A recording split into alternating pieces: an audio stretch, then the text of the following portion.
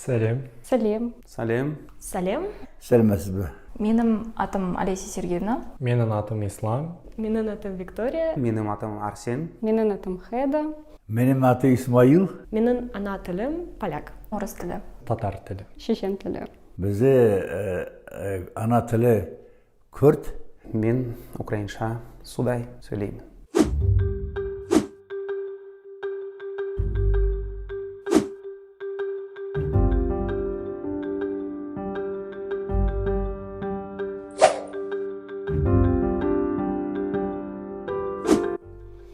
Бір.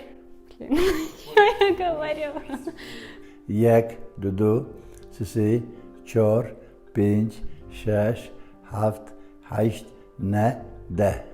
Ца, ши, ко, ди, пхи, ялх, ворх, барх, ис, ит.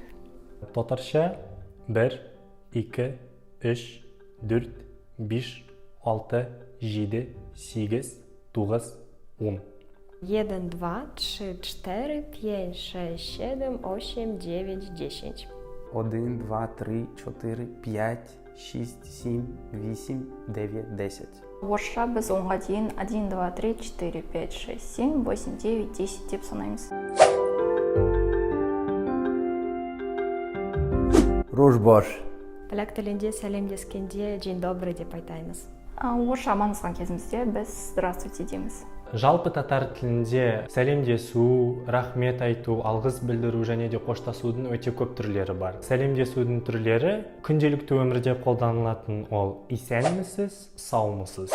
Және де күннің уақытына, яғни уақытқа байланысты хайырлы ерте, хайырлы таң, хайырлы күн, хайырлы кеш, хайырлы түн деп айтуға болады. Шешенше сәлем беру үшін үредік хыл, дедік хыл айтуға болады. Адамдар көбінесе солай айтады. Мағынасы қайырлы таң, қайырлы күн, қайырлы кеш. Ең танымал украин армандасу ол здоровенький були. Қазақша аман бол деген білдіреді. Гелік спас. Рахмет полякша «Дзинкуе» болады. Күнделікті ол рахмет. Ал енді егер де сіз 1000 алғыс білдірсеңіз, онда рахмет түшкірі деп айтасыз. Яғни сіз жаңағы сізге жақсылық жасаған адамға рахметпен түшкіресіз. Орысша спасибо. Украин тілінде рахмет айтуға екі сөз бар. Бірінші сөз ол спасибі және екінші сөз ол дякую. Шешен тілінде рахмет сөзінің бірнеше нұсқасы бар. Бірінші сақыл деп сізге бірдеңе бергенде, сыйлық бергенде, немесе сізді тамақтандырған кезде айтасыз. Оның тура мағынасы Алла сізге садақа берсін. Ал мысалы сізге бір жақсылық айтылса, немесе жасалса, сізге көмектессе, сіз делресхил айтасыз. Оның мағынасы Алла разы болсын. Тағы да көп қолданылатын ол Алла ярдәме насып етсін, яғни Алланың жәрдемі насып етсін, рахметлер яусын, рахмет яңғыры. Рахмет яңғыры бұл рахмет жаңбыры. Баркал деген сөз араб тілінен келді. Оны барлық жағдайда айтуға болады. Ол сөз қазақ тіліндегі бәрекелді сөзімен түбірлес. Осылай біз шешенше рахмет айтамыз.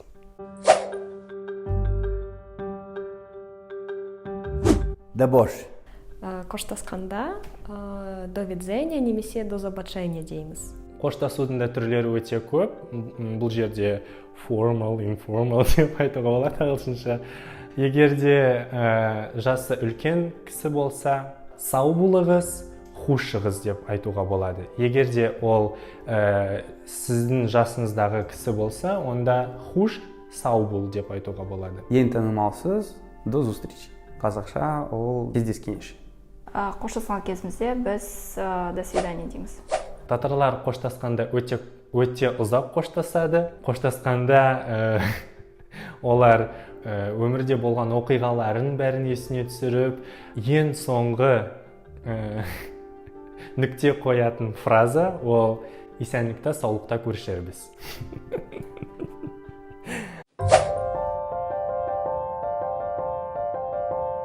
Шешен әліпбиінде 49 әріп бар. Кейбіреулері тек қана кірме сөздерде қолданылады.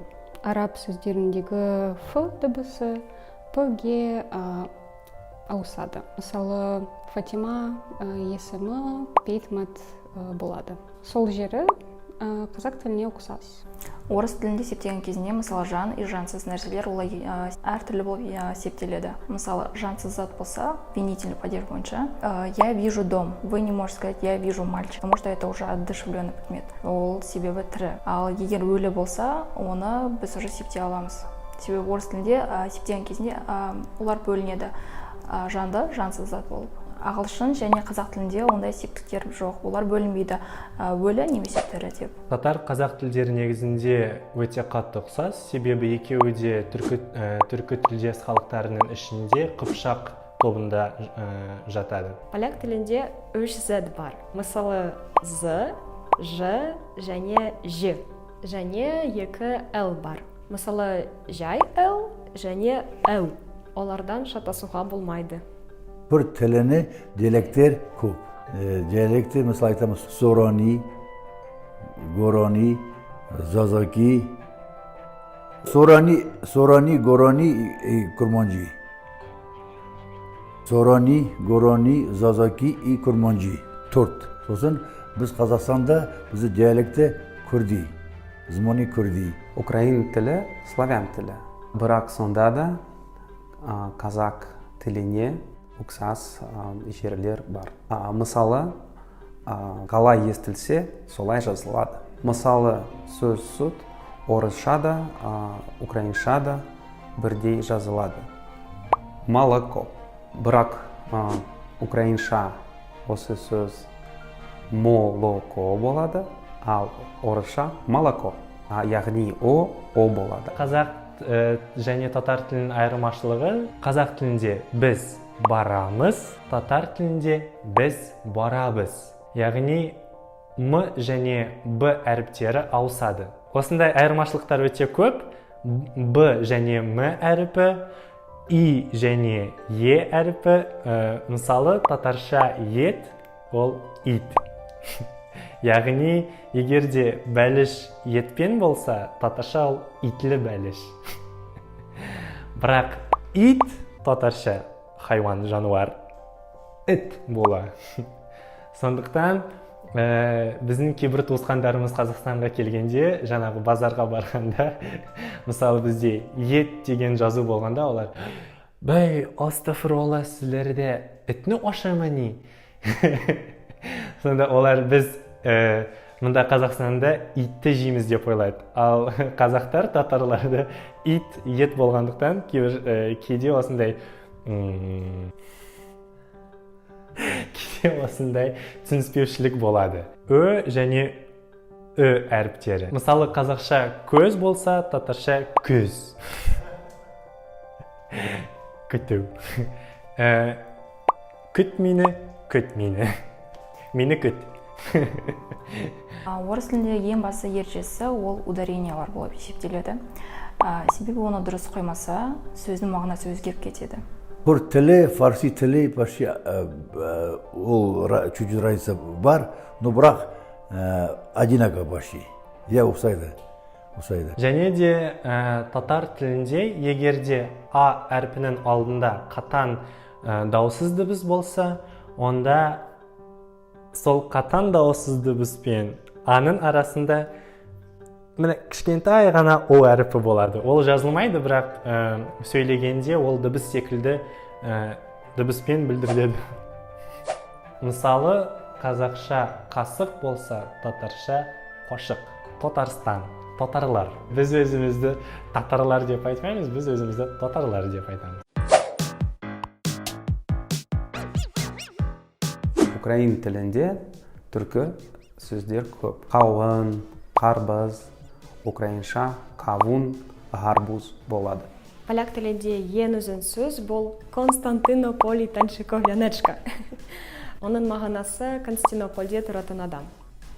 Сен мен сіз ағылшын тіліндегі you сияқты бір сөзбен беріледі. Ол сөз хо. Мысалы, мен мұғалімге де, досыма да хо деп айтаймын.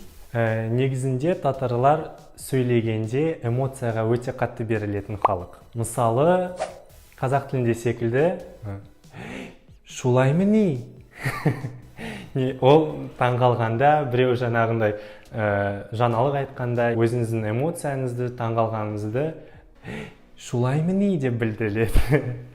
Украин тілінде айлардың атауы сичень, лютый, березень, квитень, травень, червень. Течень ескі жылды ауыстыруды білдіреді. Лютый қатты аяз дегенді білдіреді. Мажыц деген Марс дегеннен шыққан. Квечень ол квитнуч, яғни гүлдеу деген сөзден. Май Рим құдайы майдың атынан шыққан. Червец аралар оянатын кез содан шыққан. Я түсіндім деген тек қана бір әріппен белгіленеді, ол деп. Яғни я мен түсіндім деп айтылмайды, ол деген дыбыспен білдіріледі. Липень, серпень, вересень, жовтень, листопад, грудень. Липец сөзі липа, яғни жөке ағашының атауынан шыққан. Черпень егін жинауды білдіреді. Жешень атауы осы айда гүлдейтін гүлдерден шыққан. Паждерник бұл орысша сухой-лен. Листопад деген жапырақтар түсетін ай. Грудень деген де қатты аяз. Мен күнде қолданылатын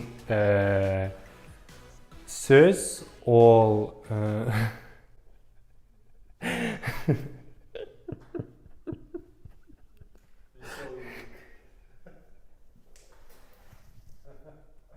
Мен күнде қолданылатын сөз ол кит әлі, немесе кит тоннары. Яғни ол орысша айтқанда да ладно дегенді білдіреді. Сосын украин тілінде бір қызықты сөз бар, ол кроватка. Сіздің ойынша осы сөз не білдіреді? Дұрыс жауабы ол галстук. Поляк және орыс тілдері ұқсас, өйткені олар славян тілдері. Бірақ әртүрлі аударылатын көптеген сөздер бар. Мысалы, диван. Орыс тілінде ол диван, ал поляк тілінде ол кілем деген білдіреді. Немесе запоминать. Ұмыту дегенді білдіреді, ал орысша запоминать, есте сақтау дегенді білдіреді. Шешен тілінде ерекше дыбыстар бар. Оларды сіз естімеген болуыңыз мүмкін. Мысалы, т.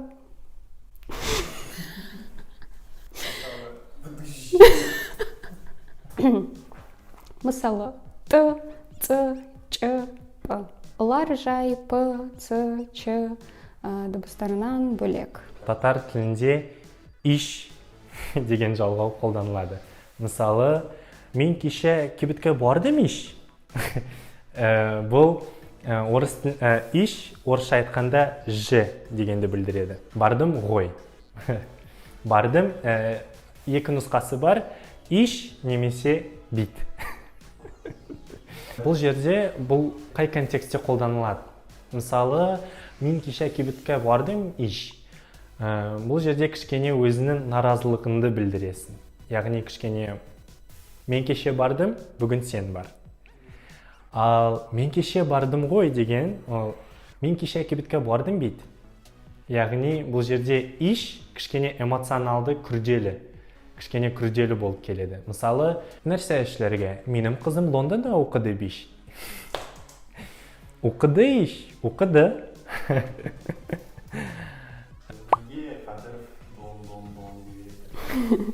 Останемся братьями, да он, и скажем, да он, друг другу, да он, слова, да он. Кадыровтың дон дегені духон білдіреді. Духона орысша есть же сияқты тіркес. Тура мағынасы бар ғой саған.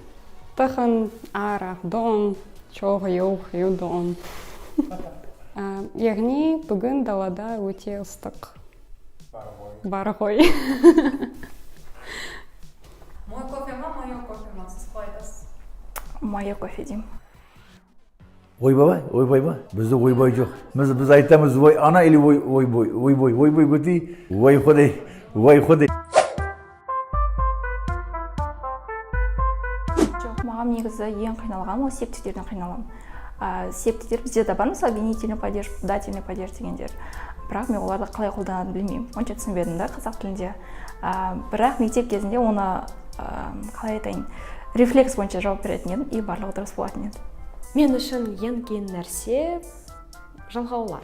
Мен жалғаулардан жиі шатысам. Мен үшін қазақ тіліне қатысты қиын жағдайлар болғаны жоқ. Дегенмен татар тілімен салыстырғанда қазақ тілінде өте көп жалғаулар бар. Татар тілінде тек қана лар, ләр, нар, нәр. Балалар, мысалы балалар, қоллар, мысалы қазақ тілінде қолдар.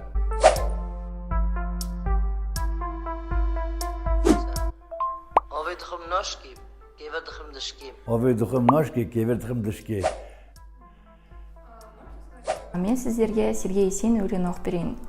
Письмо к матери. Ты жива еще, моя старушка? Жив и я. Привет тебе, привет. Пусть строится над твоей избушкой тот вечерний, несказанный свет. Полякша żenultpasz.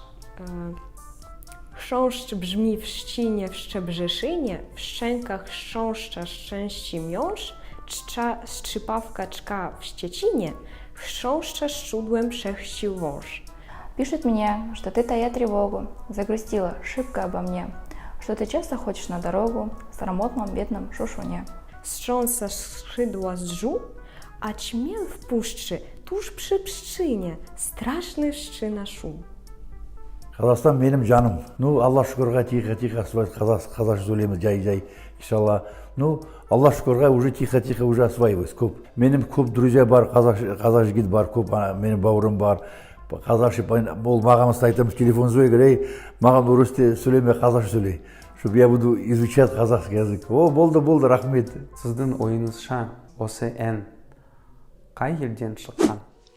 We'll see what happens. Merry Christmas. Merry Christmas.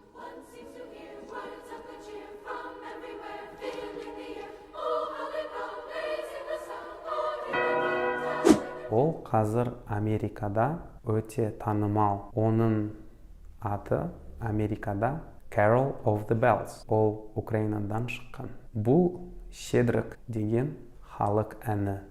Щедрик, щедрик, щедрівочка прилетіла, ластівочка стала собі щебетати, господаря викликати. Щедрик, господарю, подивися, там пожару, там повишки покотилися, ялички народились. Тебе товар без грошей, будеш мати мірку грошей. Тебе товар без грошей, будеш мати мірку грошей. Хоч не гроші, хоч не гроші, то голова, в тебе жінка чорноброва. Щедрик, щедрик, щедрівочка прилетіла. Хош, сау болыңыз, бек зор рахмет.